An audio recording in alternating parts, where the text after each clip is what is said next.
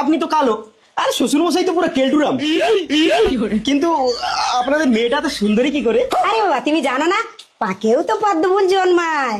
বাবা আমার মেয়ে বলে স্কিন টাচ, বর্ষার জল যেন গায়ে না লাগে।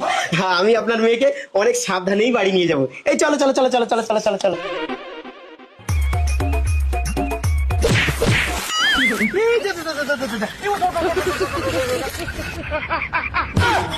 এ কি, কে তুমি?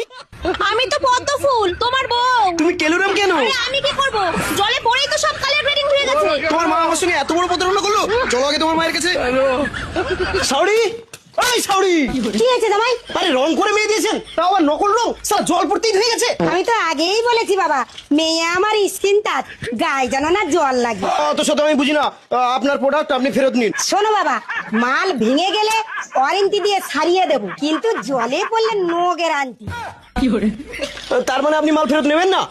ঠিক আছে, আমিও তেমনি ভাঙাচুরোর দামে বেচে দেবো। এই চলো চলো চলো চলো চলো চলো চলো, তোমাকে বেচবো।